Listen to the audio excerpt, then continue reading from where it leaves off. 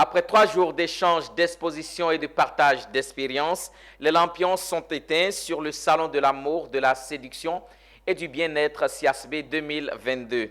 Fait marquant de cette 4e édition, le gala de distinction hommes et femmes sexy qui symbolise la confiance en soi. Une occasion pour la présidente Karim Ouattara de faire le bilan du SIASB 2022 et d'annoncer les perspectives en présence d'un parterre de personnalités d'honneur. Zénab Dosso, Eunice Bogou et Ismaël Doza.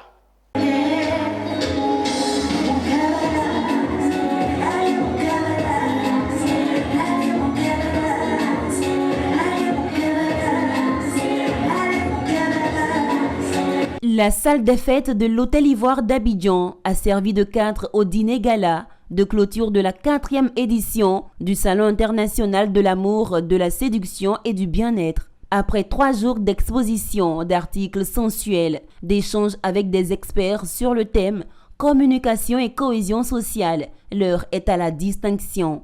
Et pour ce dîner gala, il fallait être sexy et glamour, même si l'on ne voulait pas choquer forcément. Une chose est sûre, séduire était le maître mot afin de susciter chez l'être aimé une émotion, voire un sentiment amoureux.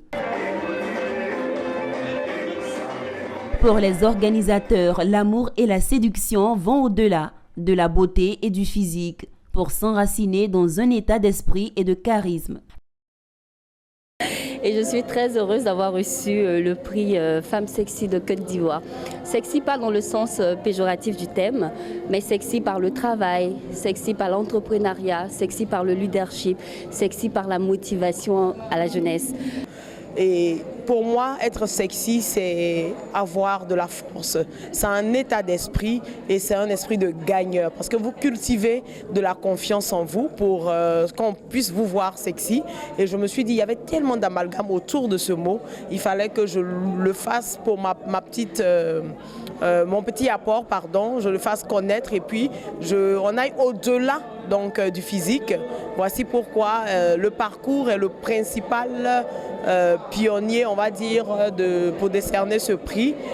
Tous les thèmes qui ont été débattus, on a vu de plus en plus cet engouement au niveau des foyers, des ménages, où les femmes ont voulu vraiment s'informer par rapport à la gestion d'un ménage, d'un foyer, d'une famille et de la santé, parce qu'il y avait également des médecins, des psychologues, des thérapeutes. Donc c'est vraiment un salon qui a glané beaucoup de monde et qui a permis aux uns et aux autres de pouvoir se cultiver.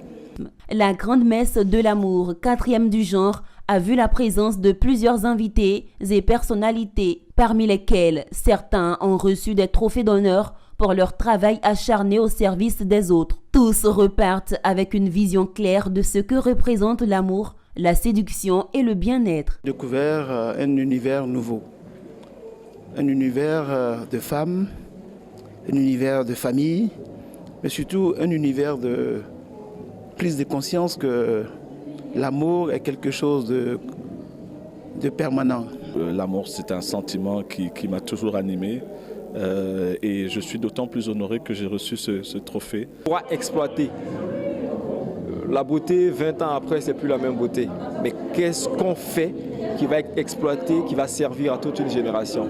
Donc je suis content pour cet événement-là, qu'elle dure encore et qu'elle se perfectionne d'année en année. Notons que la 4e édition du Salon international de l'amour, de la séduction et du bien-être a eu pour cadre le Sofitel Hôtel Ivoire d'Abidjan, une plateforme qui a permis de réinventer l'amour dans tous ses sens. Un véritable marché ouvert au public à partir de 18 ans où l'on pouvait découvrir à l'envi tout ce qui peut pimenter la vie de couple.